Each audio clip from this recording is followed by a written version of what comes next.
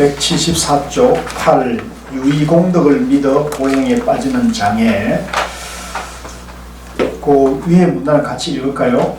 참선하는데 의정은 일으키지 못하고서 유의의 공덕을 지어 해탈하고자 하거나 혹은 고행을 하는 이들이 있다. 그들은 겨울에도 불도 피우지 않고 여름에도 부채질을 하지 않으며 누가 옷을 구걸하면 몽땅 다 벗어주고 자기는 얼어 죽어도 달갑게 여기는 일을 해탈이라 생각한다. 또는 밥을 구걸하는 사람이 있으면 자기는 굶어 죽어도 달갑게 여기는 것을 해탈이라 생각하기도 한다. 자, 여기서 참선경어를 이번에 공부를 하면서 확고하게 우리가 견해를 세워야 될 게, 화두 참선할 때는 반드시 의정을 이렇게 한다. 의정. 화두를 의심하는 것이 감정 상태로 이렇게 감정으로 옮겨야 된다는 거예요. 우리가 초심자들은 되게 화두 참선할 때 화두를 생각으로만 들으려고 그러거든요. 어째서 삼서거대가 했을까 이렇게 생각만 하는데, 그게 생각만으로 지어가가지고는 이게 깊이 들어갈 수가 없어요. 또 바로 끊어지면서 잡념에 들어가고 그러거든요. 그래서 우리가 이걸 깊이 들어가려면 화두를 의심하는 마음 상태가 좀 막막하고 좀 갑갑하면서 뭔가 이렇게 벽을 마주한 것처럼 이렇게 어벙한 그런 감정 상태가 느껴집니다. 그럼 화두를 모르니까 알 수 없는 어떤 그런 감정 상태가 느껴질 때 그 감정 상태를 잡으면서 거기에다가 화두를 얹어서 어째서 삼선에서 감정으로 도는 거지. 감정으로. 그걸 이제 의정이라는 거예요. 그래서 또 이걸 조금 다른 말로 표현하면은, 화두가 이제 조금 정이 들어가지고, 정이 붙으면, 우리 사람도 자주 보고 그러면 정이 들잖아요. 그러듯이 화두도 매일매일 자꾸 이렇게 안 되더라도 자꾸 정을 붙이면, 이게 자기도 모르는 사이에 화두가 조금 정이 붙으면서 조금 익숙해지거든요. 그러면 이제 그게 의정, 화두 의심이 깊어지고 있는 거거든요. 그래서 절대 포기하지 마시고 하루에 5분이라도 시작해가지고 꾸준하게 이렇게 밀고 들어가시면 됩니다. 그래서 참선하는 데는 의정이 기묘한데, 의정은 안 되고 유의의 공덕을 지어. 유의라는 것은 이제 유무 양변에서 이제 공덕을 짓는다는 거잖아요. 양변은, 여기서 유의는 결국 내가 있다. 공덕 짓는 내가 있고 공덕 받을 내가 있다고 보면 생사를 벗어난 겁니까? 생사의 굴레 안에 있습니까? 네, 굴레 안에. 생사의 굴레 안에 있는 거죠. 생사 해탈을 못하고 영원히 그 생사윤회를 반복한다는 겁니다. 그래서 생사윤회를 벗어나는 게 부처님의 가르침이거든요. 좋은 윤회를 하는 것은 그건 부처님 가르침이 아니에요. 그거는 반편이로는 우리가 할 수 있는데, 부처님의 가르침은 생사윤회를 해탈하는 거거든요. 그래서 유의의 공덕을 지어 해탈하고자 하거나 이런 분들이 참 많죠. 우리 한국 분리에도 복을 지어가지고 적선을 해서 다음 생에 내가 이제 좀 낮게 태어나기를 하거나 이런 게 많죠. 근데 그것은 해탈의 일이 아니에요. 혹은 고행을 하는, 이제 고행을 해서 이제 자신을 학대하고 자신을 괴롭혀서 이제 도를 깨치겠다는 마음이죠. 고행이니까 이게 쾌락과 고행을 양변을 여의고, 부처님은 충도를 깨달았다 그랬잖아요. 그러니까 이 고행은 부처님의 길입니까? 양변의 일입니까? 양변의 일인 거죠. 이런 것도 이제 우리가 견해를 잘 잡는 게 중요해요. 그들은 겨울에 불도 피우지 않고, 겨울에 불 안 피우고 어떻게 살겠습니까? 그죠? 이러다가 죽어도 동상 걸려도 할 말이 없죠. 여름에는 부처님 하면서 폼 잡는 거죠. 내가 고행을 한다. 이제 이런 양변에서 이렇게 하면 공부가 옳게 될 수가 없어요. 누가 옷을 구걸하면 몽땅 다 벗어주고 자기는 얼어 죽어도 달갑게 여기는 일을 해탈이라 생각한다. 이게 우리가 잘못 오해하면, 내가 연기고 뭐하니까 나를 비우기 위해서 뭐 부채질도 안 하고 겨울에 불도 난방도 안 넣고 누가 옷을 달라 그러면 옷을 몽땅 홀다 벗어주고 또 밥을 국을 하면 자기 먹을 것도 없는데 이렇게 주면 이것도 양변이지 양변. 예. 이건 어리석은 거예요. 어리석은. 이건 어리석은 거고 양변에 빠져 있는 거거든요. 나도 먹든가 옷도 이렇게 적절하게 지혜로 예. 우선 내가 수행자라면 수행자의 면모, 위와 동시에 어렵고 힘든 사람을 이렇게 같이 살펴주고 배려는 해야 되는데 그냥 극단에서 이렇게 오락가락하면 절대 옳은 공부가 될 수가 없습니다. 이러한 사례를 다 말할 수 없으나 총괄해 보면 모두 뽐내려는 속셈에서 나온 행위니 뽐내려는 속셈에서 나온 행위니까 양변입니까 아니면 중도입니까? 이것도 이제 양변인 거죠. 내가 있다고 하니까 결국은 상을 버릴 수가 없는 거거든요. 그래서 이것도 우리가 양변에서 공부를 하게 되면 뽐내려는 수행 자체가 이제 뽐내고 자기 과시를 하는 그런 이제 양변에서 공부를 하게 되는 거죠. 무지한 이들을 속이는 짓이다. 저 무지한 사람들이 그를 생불이니 보살이냐 이제 우리가 그런 거룩한 그런 행을 하면은 이제 그렇게 보이고 그렇게 찬송을 하죠. 신명을 다해 받들고 공양하나 본인은 부처님 계율 중에 이런 것을 악률의법이라 한다는 사실을 전혀 모르고 있다. 이런 사람들은 비록 계율을 지키고 있다 하더라도 그런마다 죄를 짓고 다니는 것이다. 왜 죄를 짓느냐면 양변에서 하기 때문에 그렇다는 겁니다. 부처님 가르침이 아닌 거죠. 또 어떤 무리들은 몸뚱이나 팔을 불로 태우면서 이제 우리가 이제 간혹 연비라고 그러죠. 이제 자기 이제 손가락을 태우거나 몸에 이제 불을 이제 붙여가지고 사카스 태우는 겁니다.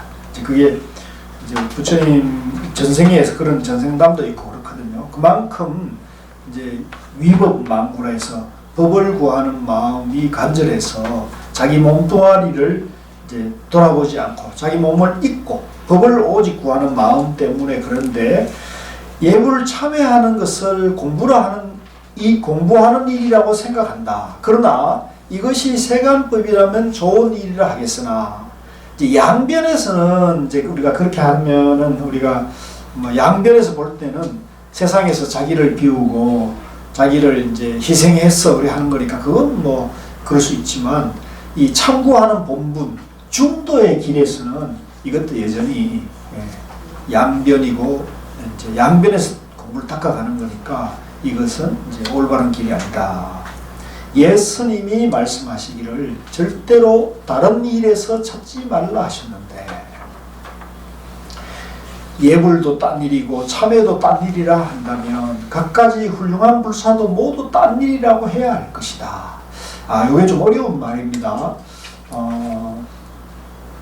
절대로 다른 일에서 찾지 말라는 얘기는 선정삼매, 중도삼매 밖으로 가서는 안 된다 이런 얘기입니다.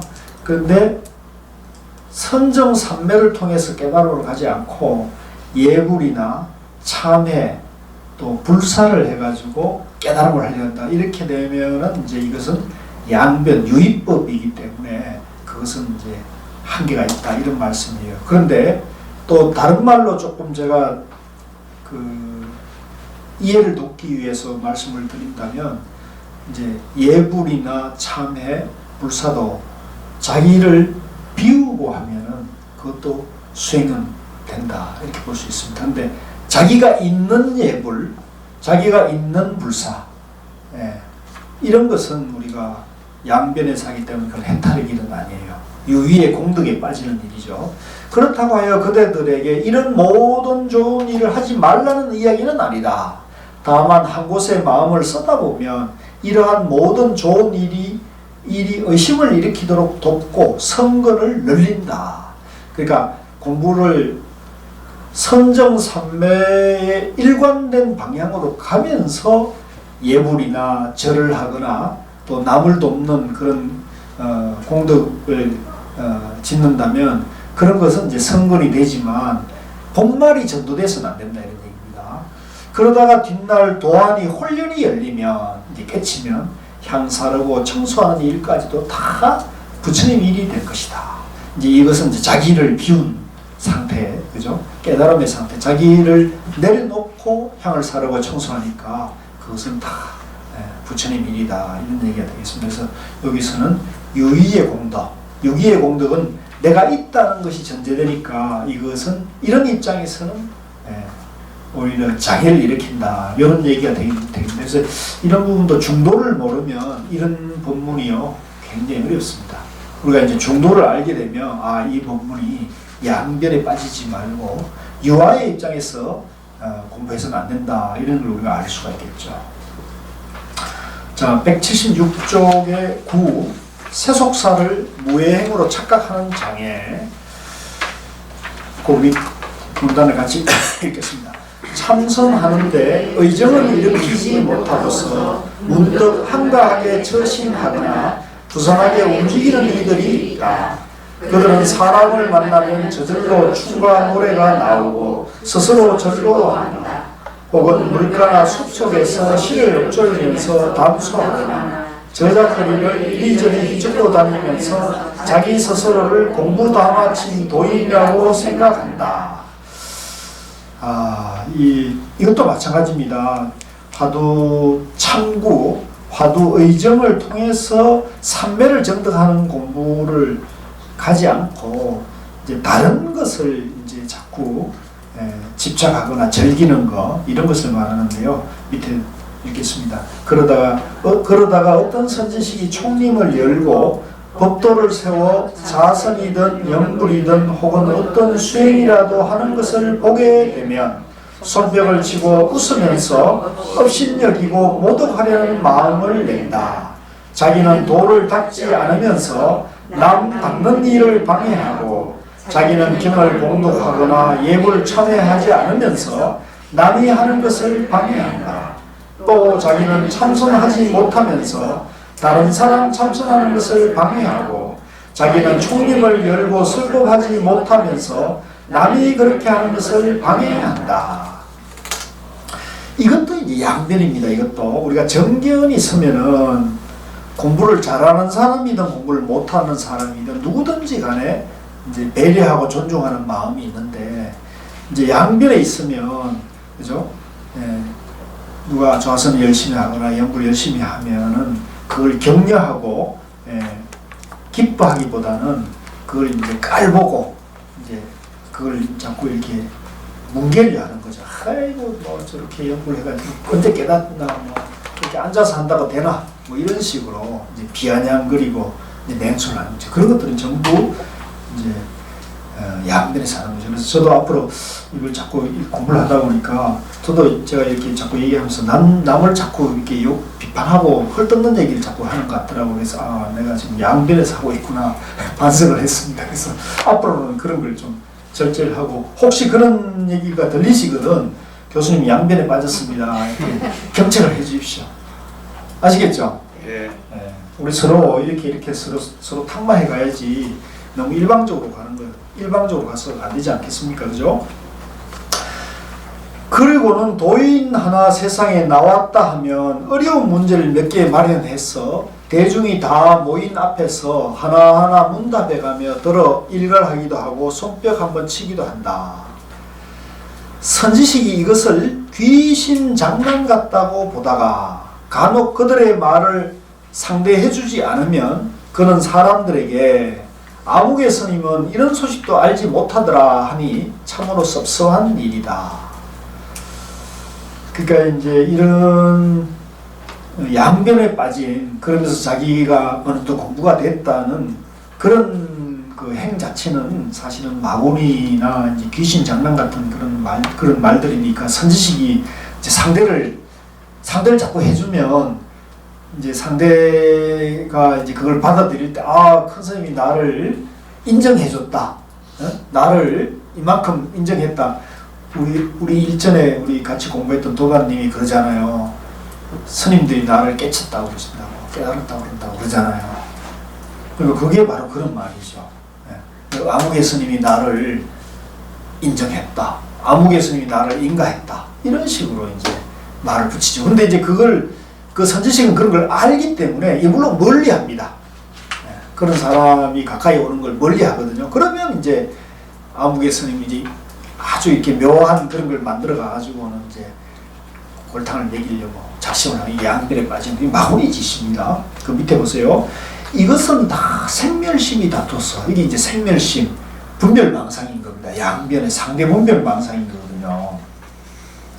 이게 이제 양변에 집착해서 정견을 세우지 못하면 생과 멸의 분별심이 끌어날 수가 없죠. 그래서 생멸심이 다투어서 그렇게 되는 것이니 오래되면 마구니도에 걸려가. 저 마구니도가 있다는 건 오늘 처음 알았어요. 네. 외도는 들어봤는데 마구니도라는 건 제가 이번에 처음 봤거든요. 그래서 아, 마구니도도 있구나, 마구니길도 있구나. 근데 우리가 이제 이런 걸 보다가도 마구니도가 있고 중도가 있고 이렇게 되면은 양면입니까 정면입니까? 야, 이것도 양면이 되는 거죠, 그죠? 그러니까 마구니도가 있다. 중도 그거 말고 중도가 있다. 이러면 이제 이게 상대 분별이 또 빠지기 때문에 양면이 되는 거예요. 그래서 그 정견을 보면 뭐냐면 마구니도라는 게 다른 게 뭐냐? 내가 있다고 생각하고 내가 이만큼 공부해가지고 나는 공부가 마쳤다. 나는 저 사람보다 많이 안다. 이런 식의 생각을 하는 집착하는 마음이 마구니도가 되는 거예요. 그럼 그걸 내려놓으면 중도가 되는 거예요. 그래서 이게 다른 길이 아닌 거죠. 집착하느냐, 그죠? 양변을 비우고 하느냐, 양변을 비웠느냐, 이 차이거든요. 큰 차이입니까? 작은 차이입니까? 아주 미세하면서도 또 엄청난 차이죠. 예. 크고도 작은 차이거든요. 그래서 우리가 이런 거에 대해서 정과 사를 구분하는 안목, 또 마구니와 정견의 안목 이런 것들이 굉장히 중요해요. 그래서 이번에 이제 변마장 공부를 하시자고 이제 제가 강력하게 권하는 것도 이런 안목을 갖추지 않으면 매일 마구니 짓을 하면서 자기는 공부가 이만큼 됐다고 이런 경우들이 굉장히 많습니다. 안타깝게도. 그래서 그런 부분을 우리가 정확하게 정견을 세워놓지 않으면 공부를 하고 이렇게 되니까 그렇죠. 또 그게 다른 분들에게도 많은 악영향을 줍니다. 이것은 다 생멸심이 다투어서 그렇게 되는 것이니 오래되면 마구니도에 끌려가 한없는 깊은 재앙을 만들며 마귀가 내리는 복을 누리다. 그 복이 닿으면 모두 무간지옥에 떨어지게 된다. 이제 이 마귀가 내리는 복이라는 것은 이제 이 마구니도 신통한 어떤 그런 지견이 열리거나 또 신통이 생기거나 이럴 수도 있거든요. 그러면 그 신통과 지견을 가지고 이제 이것저것 써먹는 거예요. 이제 자기가 이익되게 하는데 써먹게 되면은 이제 그 신통이 생기는 거 안목이 어느 정도 이렇게 보이는 그것은 복이라 할 수 있습니다. 그걸로 인해서 얻게 되는 이익은 복이라 할 수 있습니다. 그런데 그것은 영원하지 못하죠. 그것은 올바른 정견이 아니기 때문에 잠시 잠깐의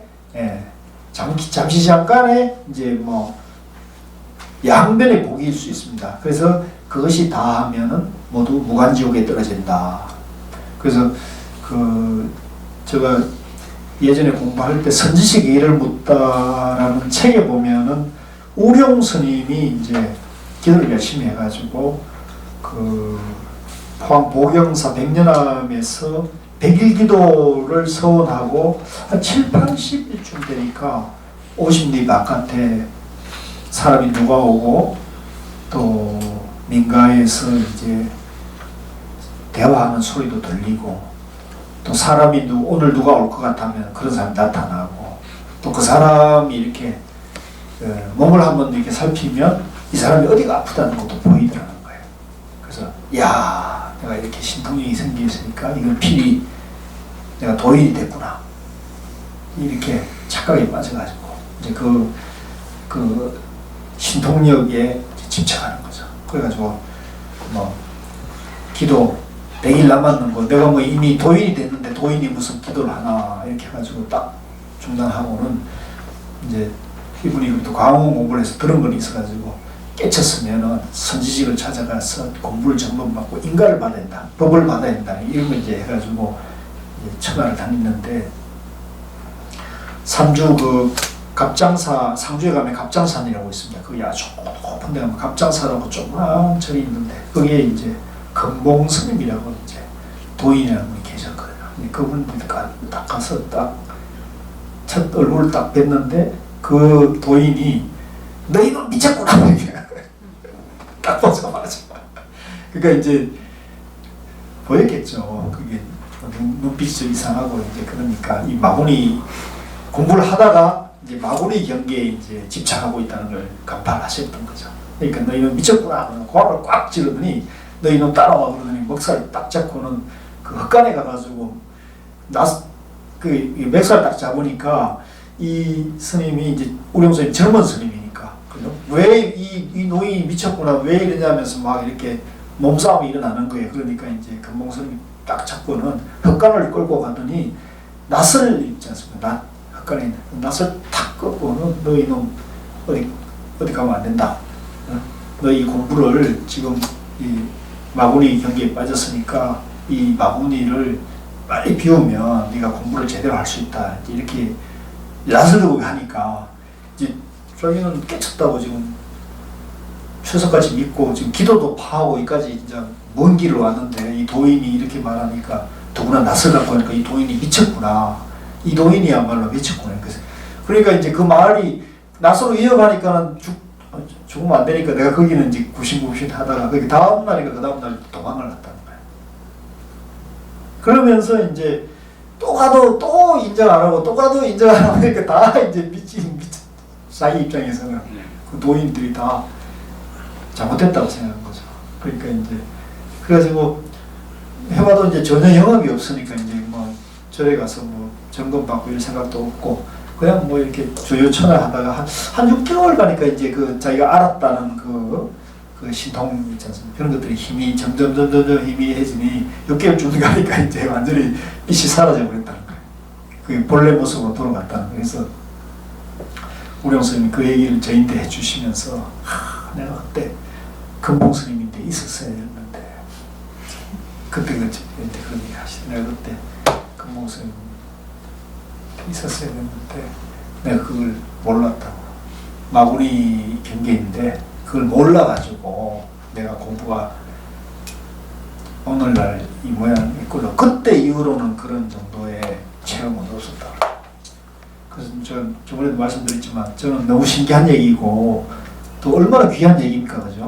그래서 스님이 이 말씀이 정말 귀한 얘기인데 이 얘기를 좀 기록에 남겨가지고 후학들이 볼 수 있도록 조금 책으로 냈으면 좋겠는데 스님 좀 허락을 해주십시오 했더니, 아이고 뭐 도인 된 얘기 아니고 마구니 된 얘기를 무슨 그걸 남기냐고 제가 설득을 했죠. 그렇게 공부하신, 저도 처음 듣는 얘기고 그런 얘기를 후학들이, 그죠? 젊은이들이 구도심을 하다면 누구든지 다칠 수 있는 건데 그것을 분명하게 교훈을 남겨두는 것이 선지식의 역할이 아니겠습니까? 그래서 이제 살살 이제 명분을 저러니까 좋다고 그렇게 해가지고 이제 그 책이 나온 거예요. 그래서 당신 그 공부할 때 허물이잖아요. 이제 그분이 양해를 하더라고요. 그래서 그것도 사실은 그 굉장히 귀한 책입니다. 그 선지기를 묻다가 공부하는 입장에서는 굉장히, 공부 안 하는 사람들은 뭐 그거 봐도 무슨 얘기인지 모르지. 근데 공부하는 입장에서는 굉장히 귀한 책이에요. 그래서 그거 봐야 됩니다. 그래서 그런 것도 보고 50변마장도 공부를 해서 알아놔야 돼요. 그런 것들을 제대로 알았으면은 이제 그런 걸 내가 지금 어떤 상태다, 이거 마구니 경계다, 이렇게 딱 되는 건데 참 안타깝죠. 그래서 여기 지금 그 얘기입니다. 마구니가 내리는 복을 누리다가 그 복이 닿으면 모두 무간지옥에 떨어지게 된다. 그래도 그거는 그래도 영 그 사땡기로는 안 갔어요. 그래도 지금 그 뒤에도 아주 법문도 잘 해주시고 책을 많이 내시가지고. 예, 그 법문집들이 많이 나오고 법문도 참 잘하시고 또 그 책도 참 내용이 좋습니다. 그 기도 체험단도 참 좋죠. 참 비록 처음 인연은 훌륭했다 하더라도 형편없는 결과를 초래한 것이니 슬픈 일이로다. 그러니까 막 공부할 때 그럴 때는 이게 마구니도 아무나 되는 건 아니거든요. 공부를 막 애쓸 때 이런 경계가 나타나거든요. 그러니까 그걸 이제 그때 딱 그 반드시 선지식을 의지해가지고 공부를 점검받아서 해야 되는데 이제 그렇게 안 하고 혼자서 이렇게 하다가 이제 그 정견이 이제 안 서 있으니까 그런 문제들. 그래서 제가 계속 정견이 중요하다. 정견이 중요하다는 것이거든요. 만약에 100일 기도를 끝냈다 싶어요. 그러면은 좀 저는 달랐을 것 같아요. 당신이 일단 뭐냐면 내가 이만한 경계가 됐으니까 이만한 체험이 됐으니까 100일 기도 이건 뭐 의미 없다는 식으로 양면에 빠진 거잖아요. 그러니까 원래 하고자 했던 그 발언 이게 100일 기도면 100일 기도를 마치고 그 다음에 이제 선지식을 하면은 당신이 이제 그 양면은 아니잖아요. 그 공부의 일반적인 프로세스를 밟아가는 거니까. 그러면은 선지식의 점검을 받더라도 좀 안 맞는 게 있더라도 선지식이 자상하게 일러주고 미쳤다는 소리는 안 들어서 될 것 같아요. 뭔가 이제 안목이 열렸다거나 이제 체험이 됐을 듯하고 마구니로 나타나는 건 다르잖아요. 그죠?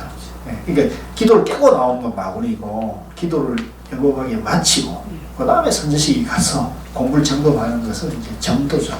바른 공부길이죠. 다들 명심하셔야 됩니다.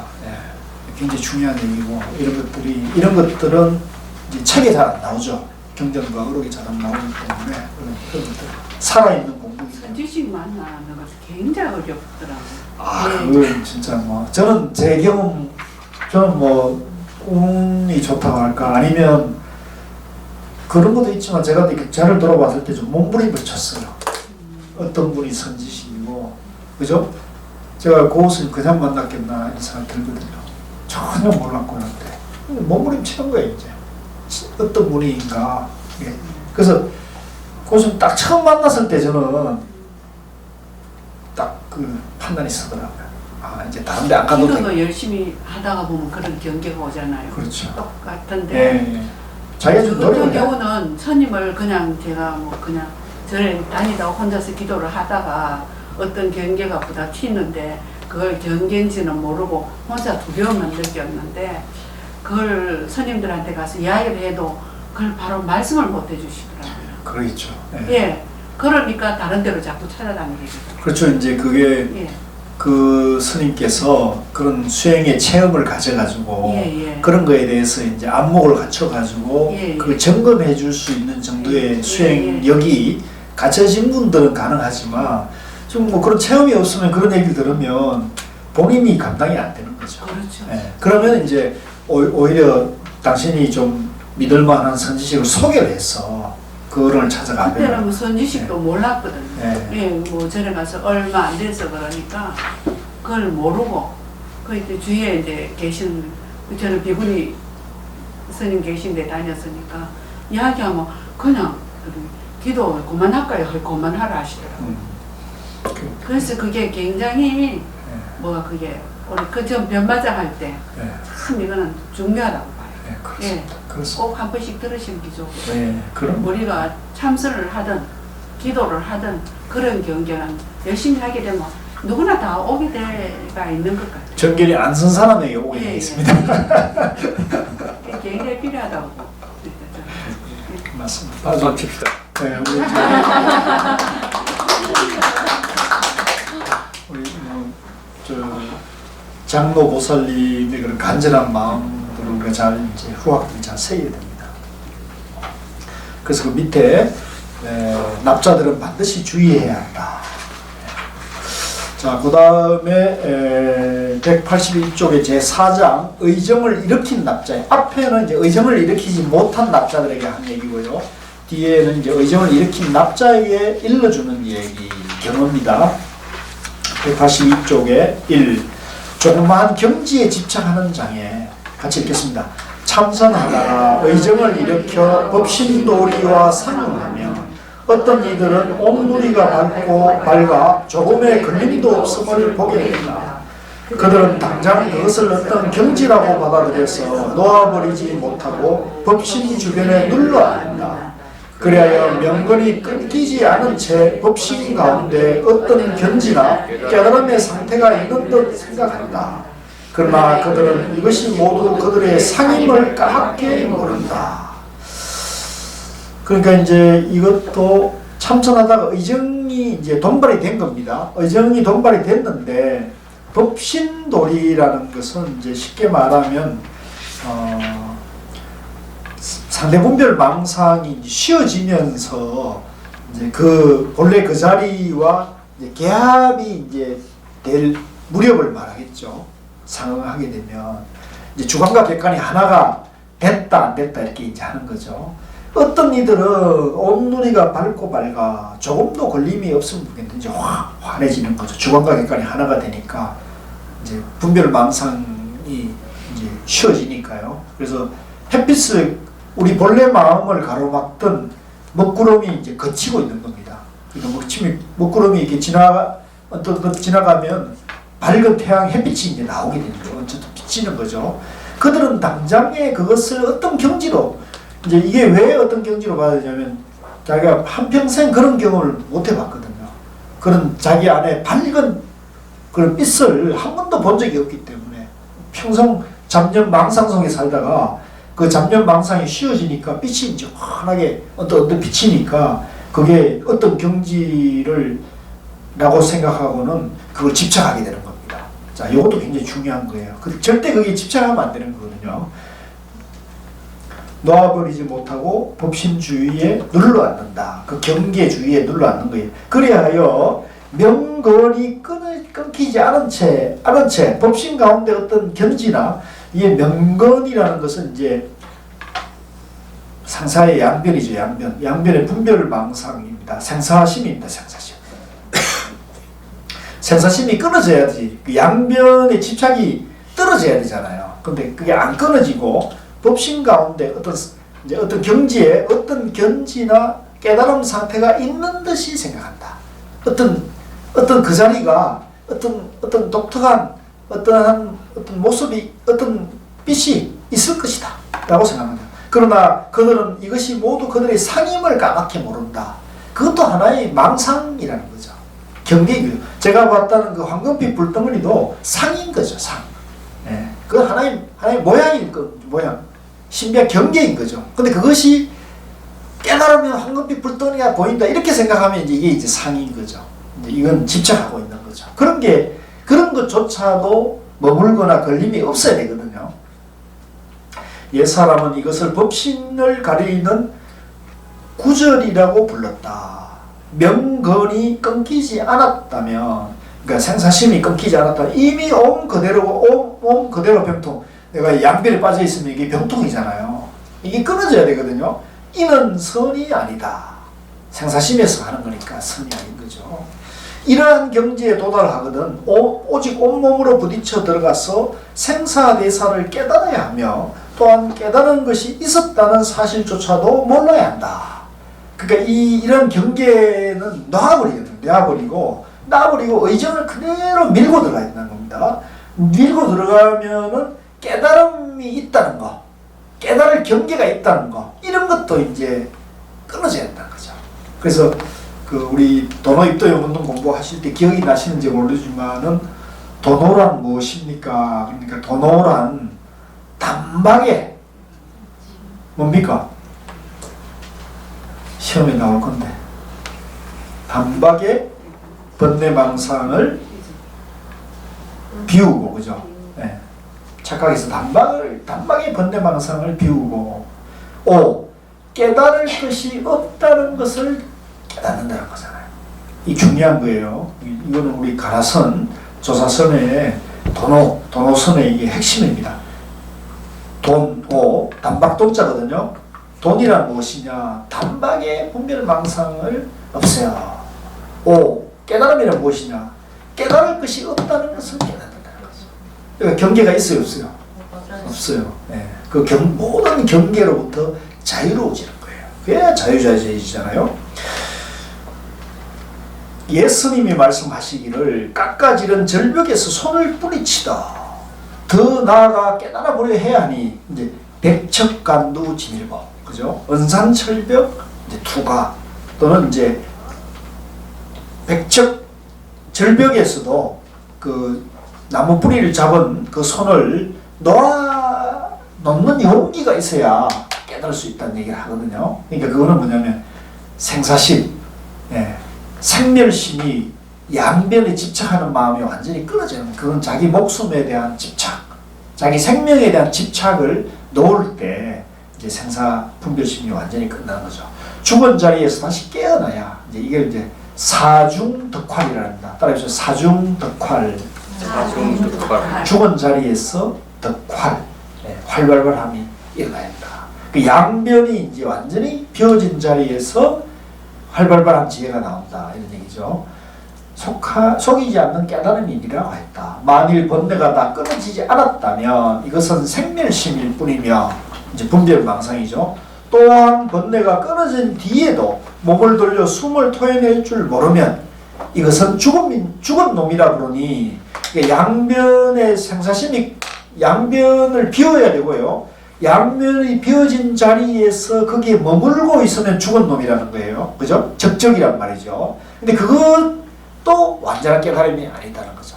요거는 이제 어느 정도 이해되시죠? 심화반 하시면 이런 걸 시험을 봐가지고 못 맞추는 분은 유갑을 시키고 요걸 통과하는 분들을 전문반으로 모셔야 되는데 참 이렇게 하면 장사가 안 되기 때문에 문을 닫아야 돼가지고 저의 간절한 마음이 좀 이해되시면 좋겠어요. 이게 다 왜 이게 도움이 되냐면 이게 우리 마음을 쓰는데요. 그죠? 어렵고 힘든 일을 만났을 때, 경계를 만났을 때 나라고 생각하면은 내가 괴로움을 받는다는 거잖아요. 나라고 집착하면 안 되지. 그러면 나도 너도 잘 되는 방향으로 마음을 쓰는 게 지혜다 이렇게 돼야 되는데 나라고 집착하지 않으면 내려놔야지. 근데 내려놓은 그 놈에 대해서 집착하고 있으면 죽은 놈이 되는 거죠. 아무런 맥을 못 쓰고, 그죠? 쉬어라, 쉬어라, 쉬어라. 비워라, 비워라, 비워라는 그 자리에 집착하면 안 된다는 거죠. 그래서, 좀 구업을 좀 짓자면, 요즘 뭐 유튜브에 보면은, 뭘 하려고 그러느냐, 내려놓으면 그 뿌리다. 이것밖에 없다. 공밖에 없다. 이제 그렇게 얘기하는 분이 있거든요. 그거는 이제 이 적적 경계를 깨달음이라고 하는 거죠. 네? 네, 그래서 이제 그게 아니에요. 이건 이 중도는 그게 아니에요.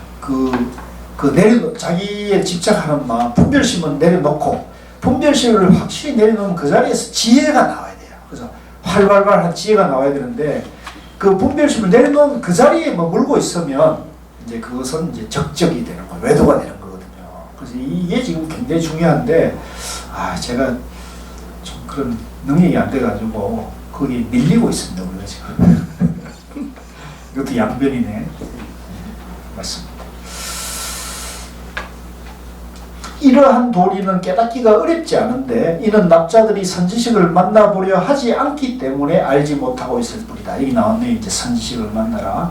만약 선지식을 만나서 그에게서 아픈 곳을 찔리고 나면 야, 너 마구니구나. 찔리는 거죠. 그 자리에서 돌아갈 곳을 알게 될 것이니 야, 왜 저 선생님 나는 마구니라고 했지? 이렇게 해서 자기를 딱 돌아보면은 이게 이제 되는데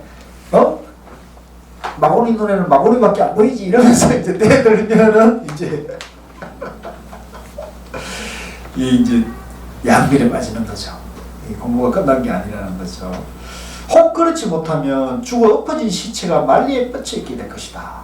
근데 이제 뭐 적적에 빠져 있거나 공부하다가 이제 뭐 결국은 그 경계에 빠져가지고 이제 산 목숨이 아니라는 거죠.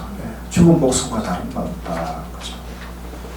그 다음에 184 이 경계에 빠져 나아갈 바를 모르는 장애.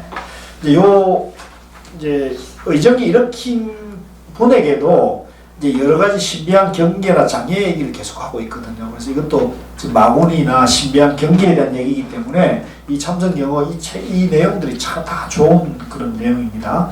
참선하다가 의정을 일으켜 법신도리와 상응하며 이거는 이제 공부가 상당히 어느 정도 됐다는 겁니다. 어떤 이들은 세계를 뒤섞어서 파도 물결이 뒤집어지는 듯한 경지를 얻는다.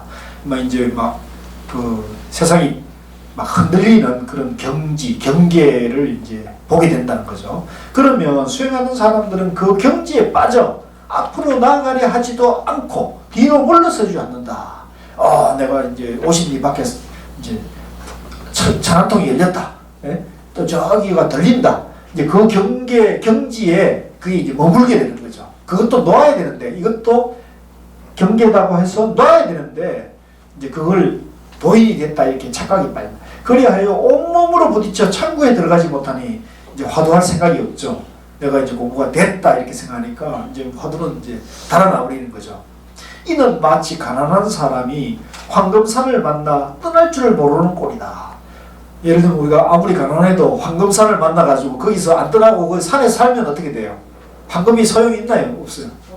황금 안 소용없는 거지. 거기서 황금을 좀 가지고 나와가지고 이 도시에 나와가지고 그걸 뭐 팔아가지고 뭘 세상을 구제하는데 도움을 주든가 어떻게 자기가 뭐 밥이라도 한 끼 먹어야지 이익이 되는 거지. 황금산을 찾아가지고 황금산에 머물고 있으면 뭐가 되겠어요? 그 산밖에도 되겠습니까? 그러니까 그 얘기인 겁니다. 이게 참 비유가 좋네요. 마치 가난한 사람이 황금산을 만나 떠날 줄 모르는 꼴이다. 그것이 황금인 줄을 확실히 알지만 어찌 손쓸 줄을 모르니 옛사람은 이런 자를 보물 지키는 바보라고 불렀다. 이런 표현이 참 재밌네요. 네. 이는 온몸 그대로가 병통이지 선이 아니다. 이러한 경지에 도달하거든 오직 위태로움을 돌보지 않아야 비로소 법과 상하게 된다. 이제 여기에서는 이 생사의 분별심이니 뭐 이런 목숨이니 이런 걸 놓아야 된다는 거죠. 네. 어떤 경계도 집착하지 마라. 천동스님께서 이렇게 말씀하셨다. 온 법계를 뭉쳐 밥을 지었으니 머리를 받고 먹어야만 진짜 배부른 식사일세. 이제 개성인데요. 이건 뭐 이렇게 해석하기보다는 그렇게 받아들이면 좋겠습니다. 이 말씀과 같이 머리를 받고 먹지 않으면 밥 바구니 옆에서 굶어 죽거나 큰 바다 속에서 목말라 죽는 것 같으니 무슨 일이 되겠는가. 그러니까 우리가 이제 이 천동스님께서 비유를 이제 이 세상과 내가 하나가 되려면 이 세상이 이제 밥이라고 한다면 그 밥을 먹으려면 이 세상과 내가 하나가 돼야 되잖아요. 그럼 내가 먹어야 된단 말이에요. 먹어요. 안 먹으면 그걸 상대로 양면에서 보고 있기만 하는 거잖아요.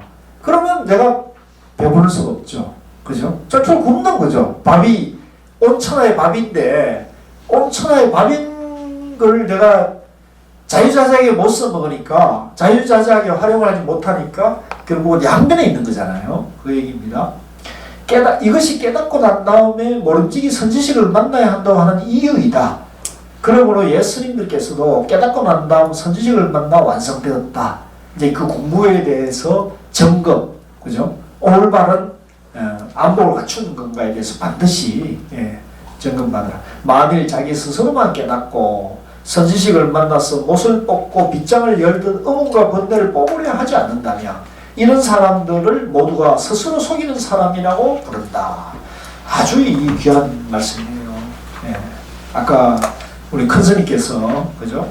내가 다 됐다 이렇게 해가지고 또 선지식을 만났는데도 선지식에 대한 믿음이 없고 또 자기 암 한 통에 빠져버리니까 그것에 대한 것들이 경책이 안 됐던 거죠. 참 안타까운 얘기입니다. 하나만 더 하고 좀 쉴게요. 186, 3. 경계를 헤아림에 빠지는 장애. 참선하다가 의정을 일으켜 법신도리와 상응하면 어떤 이들은 산을 보아도 산이 아니고 물을 보아도 물이 아니며 온누리가 꽉 막혀 실오랑이만한 빈틈도 없게 된다. 이런 가운데 호련히 헤아리는 마음이 생겨서 마치 눈앞에 무엇이 가려져 있는 듯하고 심취를 가로막는 듯하여 끄집어내려 해도 나오지 않고 처부수려 해도 깨지지 않는다. 문제 삼을 쓸 때는 무엇인가 있는 듯하다가 놓아버리려면 아무것도 없는 듯하여 입을 열어도 숨을 토해낼 수 없고 몸을 움직이려 해도 발을 뗄 수 없게 되는데 이런 경계라 해도 역시 제대로 된 것은 아니다. 이런 경우도 온몸 그대로 병통이지 선이 아니다. 이런 이들은 옛 스님들의 바른 공부를 전혀 모르고 있는 사람들이다. 옛 사람들은 마음섬이 한결같아서 의심이 일어나면 산을 보아도 산이 아니고 물을 보아도 물이 아닌 경지에 와서도 그것을 헤아리는 마음이나 다른 생각을 일으키지 않고 꼿꼿하게 헤쳐나갔다. 그러니까 이것은 이제 화두의정이 들어서 의정이 동반해가지고 화두의심이 잘 지어가면 절대로 그 의식을 놓치지 말아야 되는데 거기서 어떤 경계가 언뜻 비치면 뭐 산이든 물이든 또 어떤 빛이든 이런 것에 머물러 가지고 화두를 놔버리는 거죠. 그러니까 그것에 대해서 헤아린다는 거죠. 내가 어느 만큼 공부가 됐는가, 이만큼 됐구나. 이런 식으로 이제 우리가 막 양변의 분별심을 일으키게 되면은 화두가 이제 나가지 못하고 그 자리에 이제 빠져가지고 장애가 일어나긴다는 거죠. 그러다가 호련히 어느 아침 의심덩어리가 깨어지고 나면 온몸 그대로가 눈동자가 된다. 그래야 산을 보니 예전의 산이요. 여전히 옛산이고 물을 보니 여전히 옛물이어서 산화돼지가 어디서 왔는가 하고 외치게 된다. 이때 실오라기만큼이라도 깨달았다는 자체는 찾을 수 없다. 이제 화두의정, 그죠? 의심 덩어리가 이제 밀고 나가다가 이제 그것을 확철대오하며 타파하면 이제 이렇게 되는. 이러한 경지에 도달하거든 꼭 선지식을 만나보아야 한다. 만약 옳은 선지스승을 만날 수 없으면 고목나무 큰 바위 앞 갈림길에 또 하나의 갈림길이 있게 되는 것이다. 여기에서 발을 헛디뎌 넘어지지 않고 고목나무 뿌리에 걸려 자빠지는 꼴을 당하지 않는 사람이 있다면 이 박사니 그와 동참의 의의를 맺겠다. 그게 이제 선지식을 반드시 만나야 되는데 이제 선지식을 만나지 못하면은 또 한 고비를 이제 만나게 된다는 말씀을 하고 있는데요. 예. 이제 그러면 그 혼자 이제 그 공부가 이만큼 됐다 하면은 이제 필시 외도로 갈 것이다. 그러니까 그렇게 해서는 안 된다는 얘기를 이제 말씀하고 계시네요. 네, 좀 쉬었다 하시죠.